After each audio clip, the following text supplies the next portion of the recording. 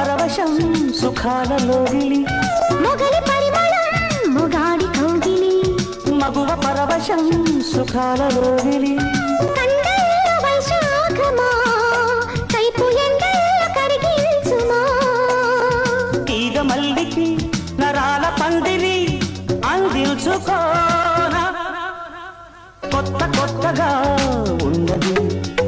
స్వర్గమిక్కడే అన్నది కోటి తారలే